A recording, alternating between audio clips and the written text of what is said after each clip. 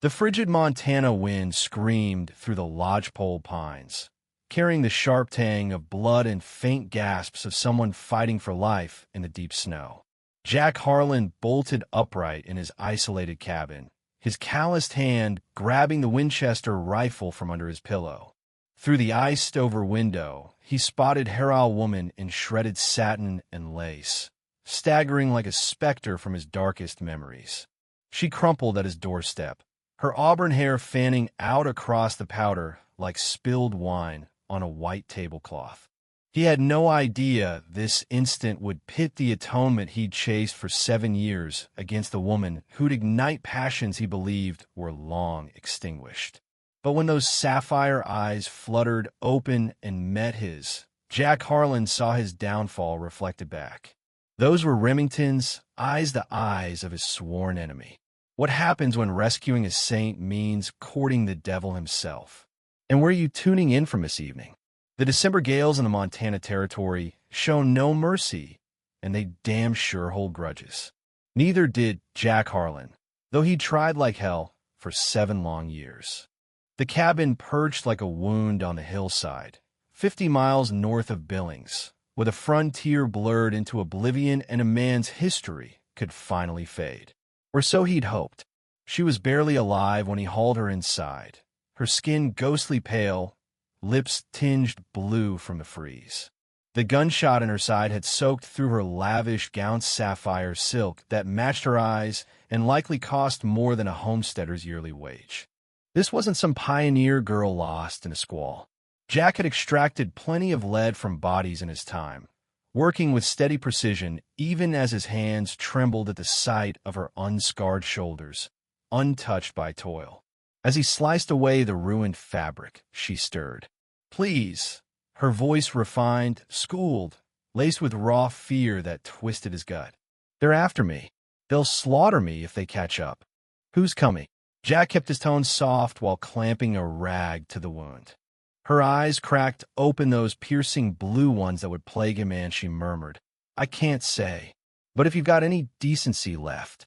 She passed out again, leaving Jack with a storm of questions no man his age should bear. Yet as he dressed her injury and draped her in his warmest quilt, he couldn't shake the sense that destiny had barged in, dressed in finery and a gaze that could spark revolutions. She roused 4 days later, claiming her name was Emily Carter. A bald-faced lie. Naturally, everything about her screamed deception, save the way she gazed at him like he was her lifeline in a raging river. "You pulled me from death," she said, propping up in his bed, the quilt dipping to expose the elegant sweep of her neck. "How can I ever make it right?" Jack averted his eyes, fiddling with coffee grounds that needed no stirring. "No payment needed. Heal up and head out. This ain't no spot for refined types." But she lingered. Emily Carter, or whoever she truly was, had a knack for transforming his rough-hewn shack into something resembling a haven. She whipped up meals that reminded him of flavors from better days, stitched his torn shirts with nimble fingers that captivated him more than they ought to. Evenings, she'd recite verses from a tattered volume she'd salvaged from her ordeal. "Hear this, Mr. Harlan," she said one firelit night, her tone velvet soft. The road not taken, 2 paths diverged in a wood. Robert Frost, he recognized. Jack muttered without glancing up from oiling his boots. "Yeah, I know it. Used to read plenty before." Before what? That was his cue to boot her out. Instead, he spilled about literature, the existence he'd led before becoming a recluse haunted by violence and regrets. She absorbed every word like it was gospel, making him feel visible, maybe not entirely damned. "It's rare, a man like you," she whispered, her stare lingering on his rugged features, stirring embers he'd buried deep. "Good, rare, or bad?" Jack asked. Emily's lips curved in a smile that could thaw glaciers. "Haven't figured out yet." But Jack Hadda was tumoring hard for a stranger whose truths he didn't hold, and every fiber screamed that claiming her would shatter them both. He was spot on, just didn't grasp the depth. The locket tumbled from her jacket like a betrayal exposed. Jack snatched it, twisting the silver oval in the lantern glow. Etched inside, I, Remington, 1885. The name slammed him like a gut punch, draining his veins cold. It clicked the opulent attire, the polished accent, those cursed blue eyes invading his sleep and days alike. Isabella Remington, daughter of Victor Remington, the tycoon whose boy Jack had gunned down 7 years back in a sun-baked showdown in Virginia City. You plan to confess sometime, right, Isabella? She froze in the entryway, fresh from tending the mule, frost flecking her locks. Color fled her cheeks at the sight of the locket in his grip. Jack, his voice grated harsher than planned. No more fabrications. I've swallowed enough for lifetimes. She slumped into the chair opposite, fingers shaking as she took the piece. Their touch sparked like lightning, undeniable even amid the deceit. I didn't realize who you were at first. I was fleeing, bleeding out you were my miracle. Fleeing what? The tale unraveled in jagged shards, each slicing deeper. Theodore Langford, the mining magnate who'd bartered for her like livestock. The Union Pact merging empires, crushing every miner from Helena to Butte. Her frantic bolt west toward Oregon liberty, cut short by a slug from her father's hired guns. He sunk fortunes into our alliance, she wept, tears carving paths down her face. If I bail, he'll ruin my father's holdings. Every worker, every kin relying on our Mainsteel star for my defiance. Jack should have relished the irony this spawn of his nemesis, weeping over woes, not his burden. But he saw only a soul ensnared by fate, mirroring his own trap from one fatal shootout that rewrote his world. Your brother, he said low. Jesse, it wasn't cold-blooded. Fair draw, but he was liquored up, Green. Her whisper, I know. You're no villain like father claimed. A monster would have let the storm claim me. She rose, silhouetted by the window in lunar light. Jesse was a wildfire, untamable.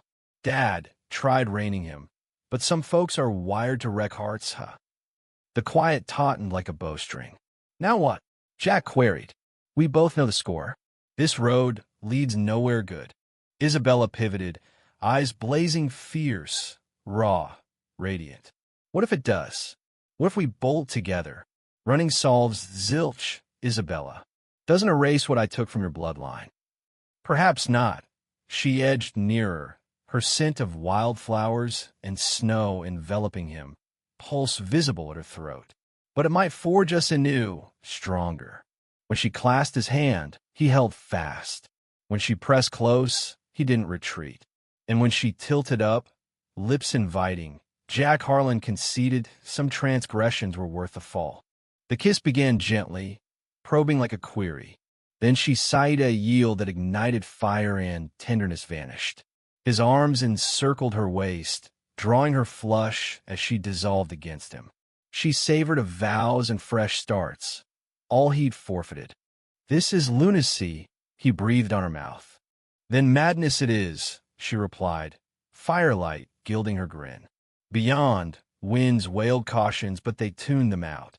Montana winter eves drag eternal, chill and mute, prodding a man to dwell on blunders. But that eve, entwined with Isabella Remington, Jack unearthed heat that scorched away profound remorse. She approached like a vision incarnate, her cotton shift shimmering in embers glow, each stride fluid allure crafted to unravel sanity. Sure about this? His rasp mixed lust and hesitation. Never sure, she settled beside him, fingers mapping a scar on his torso, an ancient lead souvenir from martial days. This, claim jumper in Butte, 82, thought he outdrew me. His inhale hitched as her lips trailed the line. And here, lower, a blade's legacy neared fatal. Bar brawl forgot the spark. He captured her hand, kissed it. Isabella, you ain't obligated. I crave it. She hushed him with a kiss of urgency and fire. Every scar's tale and crafting hours. She was exquisite, throats arc in lamplight, tresses cascading on his pillow like satin on burlap. murmurs when his lips grazed her neck dip. Yet it transcended looks it was her regard, deeming him worthy over fractured. As she bowed under him, nails raking his back, he knew surrender. As she gasped his name reverently, he knew redemption. Later, limbs knotted in linens and starlight, her head on his chest, breath synced, Jack grasped love's strikes unbidden fierce, ruinous, untamable. "Penny for thoughts?" she murmured, sated. "I'm an idiot." "What?" "Falling for a woman beyond reach." She lifted, eyes grave. "What if I'm yours? What if love bends fate?" Before retort, distant whinnies froze her. Color drained. "They've tracked me." Jack snatched his revolver. Serenity shattered. "How many? 15, 20? Father spares no expense." She yanked on her clothes swiftly. Through panes, lanterns bobbed like malevolent eyes, hoof thuds nearing with spur chimes, and leather groans prose encircling prey. "Rear window," Jack urged, chambering rounds. "Path to the ridge." "No." Isabella's tone was steel. "No more flight. Won't watch you perish for my spinelessness." "Isabella," a bellow echoed, iced and commanding. "Harlan, Isinsayo, hand over my girl, and perhaps you'll breathe long enough to rue laying hands." Victor Remington had arrived, army in tow. Jack peeked. 18 riders ringed tight, hardened shooters with odds-favoring smirks. "Last warning, Harlan. Out she comes, or we torch you pair." Isabella flanked him. "Father," she shouted, "I'm done being your pawn." Quiet loomed heavier than threats. Then Victor snarled, "Always too headstrong, child. But you'll bend. Langford awaits vows, and he'll have him." Jack realized escape was a myth. Some battles hunt you, and guarding love demands gambling all. He kissed her swiftly, tasting salt and steel. "Whatever unfolds, loving you justified every step." Outside, shadows tightened. Inside, foes turned lovers braced united, aware that true bonds merit mortal stakes. Dawn bled slowly over Montana peaks, staining the drifts crimson and amber. 18 gun hands formed a ragged perimeter, vapors pluming in the bite. At the hub, Victor Remington astride a midnight Geldinga man of 62 whose aura demanded obedience and dread, ruler of his realm in truth. "Isabella." His command boomed, used to compliance. Enough slumming with this butcher. Homeward. The door creaked ajar. Jack emerged first, palms up but vigilant, scanning threats like old times had survived. Isabella followed, jaw set despite quivering fists. "Hello, father." She projected like a toll. Victor's mass crack-heated dad's fleeting relief amid fury then hardened. "You look gaunt, aged. This is what consorting with killers yields." "This is liberty," Isabella countered. "Something alien to you." "Liberty?" Victor's laugh rang hollow. "Hunkering in this hellhole with your brother's slayer? Ruining our dynasty? That's liberty. Jesse's in with chance, and you know it. What I know," Victor hissed low, "is that Theodore Langford poured $250,000 into our merger. Expects payoff via your altar. Default, and he bankrupts every soul from here to Missoula. Fancy that liberty innocence crushed by your whims." The barb struck. Isabella blanched, doubt seeding a duty that spurred her escape, now shackling her return. "Another path exists," a voice interjected. A rider advanced. Theodore Langford, 65, paunchy but flint-eyed. "Wed me voluntarily, and I'm magnanimous. Your old man retains partial claims. Crews stay employed." "Resist." He shrugged. "Pacts have penalties." Isabella paled further. Jack boiled. "She ain't departing with you bastards." 18 barrels pivoted, hammers cock-crackling like frost-split timber. "You don't vote?" "Harlan," Victor sneered. "Lucky if I grant farewell breaths." "Maybe," Jack said coolly, "but I won't drop soft. How many hires are you sacrificing for ego?" The glade teetered on violence's brink. Then Isabella interposed, voice slicing tension. "Halt!" She eyed Victor, Langford, and Jack. Hear my terms. Isabella. No, Jack began. Listen all. She strode central, regal amid peril stunning, formidable, masterful. Mr. Langford, she addressed. You crave Remington assets, sans unwanted nuptials. What if I secure them sans vows? Langford's gaze sharpened.